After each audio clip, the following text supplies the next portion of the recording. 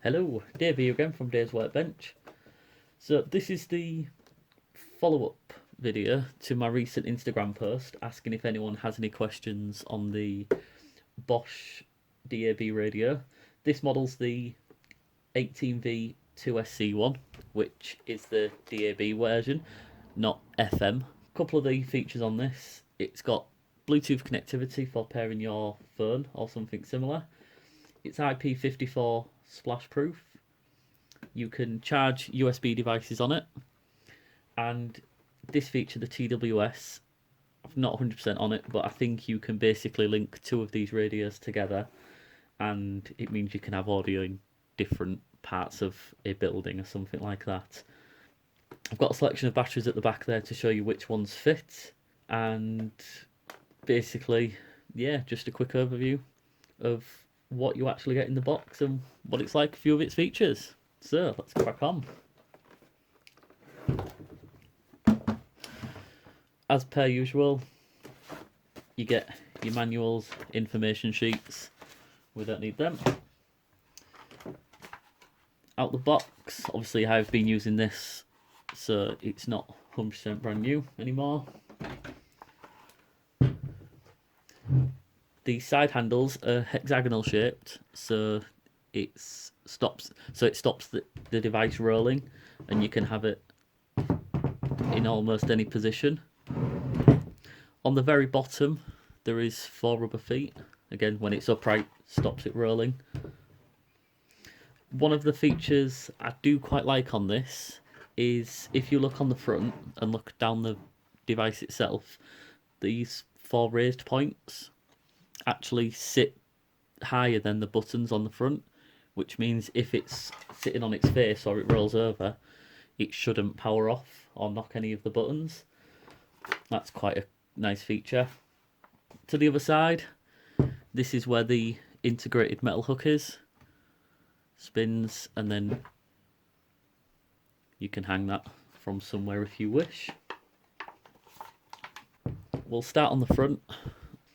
The power button doubles up as a volume button as well. The source button again doubles up as the navigation button for when you're in the menu or choosing your stations. It's got 4 preset buttons across the top. Bluetooth pairing button, and to get into your menu is this button, and that doubles as the mute as well. Onto the back.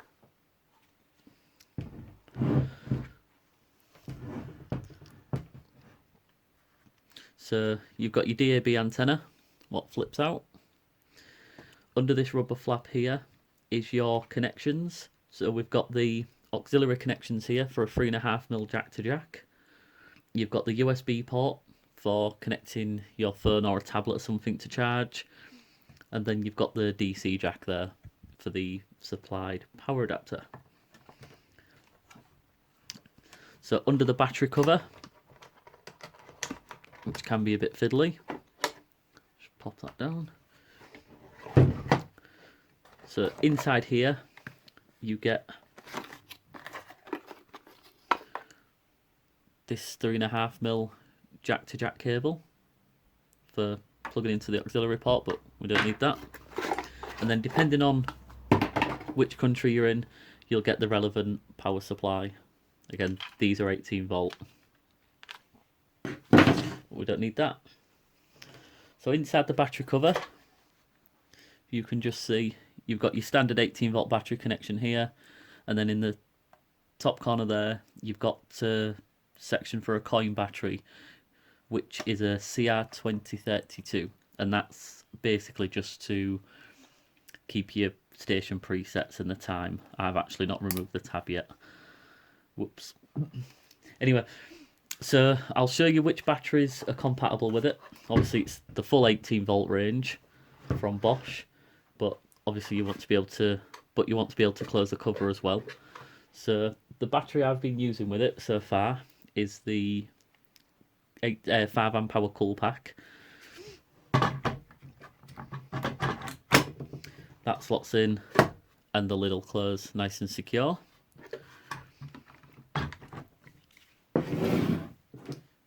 This is the 8 amp hour one, 8 amp hour procore, slightly chunkier, and again that fits in there nice and allows you to close the lid.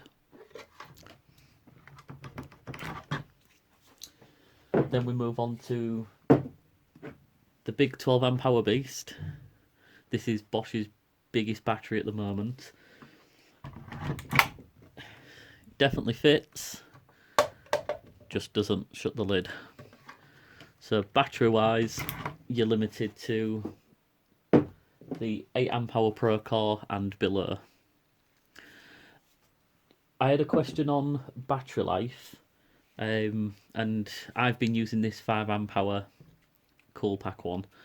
I've had it on for probably 16 hours over the last week or so, and it's only dropped down to 2 bar, and that's just on DAB. I would imagine using Bluetooth, something like that, it may reduce that time, but again, there's going to be a lot of factors in battery life, how loud you have it, the signal quality and all that kind of thing. But I don't think you'll be disappointed if you use at least a 5 amp hour. You'll get probably a good 4 to 5 days plus out of it. Right, let's connect that back up and we'll get into the menu. So, antennas up. So on first power up, we have initializing, there is no station selected. So to tune this in, press and hold the menu button, and then you have various options to manual tune, auto, set the time, display, reset back to factory defaults, set the different EQs. I mean, I can make another video going into this in more detail if needed, but so if we go to auto scan, use that to select. So this is doing it in real time, and it generally takes about 30 seconds or something like that.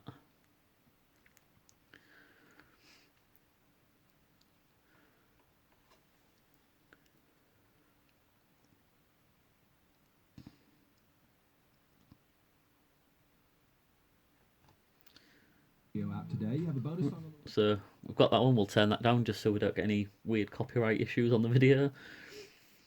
Now we're tuned in, we can select which source we want. We can go through the list. If we want to select one, we can go there, give it a second to tune, and then we've got volume. To save a station of one of these presets, select which one you're on, press and hold, and then you'll get P1 in the corner. And then, you know, pressing 1 will save it. If we go across to another one, let's go to Magic. And then if we save that 1, 2, 3, again, press and hold, and you'll see it's come up with P3 again to save your preset. And then you can easily switch between them if you want to.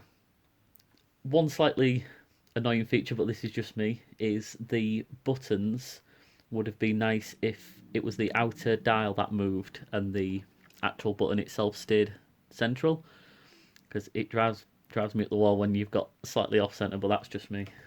If you wanted to pair a device such as your phone or something, you press and hold this one. I can't use my phone at the moment because it's using for recording. So you'd press and hold this, and then you go onto your Bluetooth devices and pair accordingly. It will come up and then it brings up the name of your device on here. Shows you what it is. So onto a couple of questions that was asked when I did the Instagram post. What's the Bluetooth range like? Well, Bluetooth as a standard is about 30 feet. But then depending on where you are, there's going to be a lot of factors involved, such as pipes in the walls, cables, that kind of thing. That will create interference and maybe reduce the range. I had one about its loudness. It's got quite good sound quality. There's some quite deep bass on it. Is it loud enough to annoy somebody in the house? Yes, it is. Especially if they don't like your taste in music. So another question I actually got asked in the comments was the DAB signal dropping out. I have seen this myself. I don't know if it's maybe a fault what's on these radios or whether the DAB amplifier in it or something's not strong enough. But very occasionally when you're listening to a station, the audio will just cut out. Not entirely sure why. It doesn't happen on every station, so it could be signal related, but yeah, it's a little bit annoying. It could maybe get on your nerves if you was listening to a good song and then it just randomly cuts out for a couple of seconds. But other than that, that's really the only niggle I found with it. Again, if you've got any other questions or anything like that, drop them in the comments below and I will try and answer them. Thanks for watching and hope you like the video. Cheers.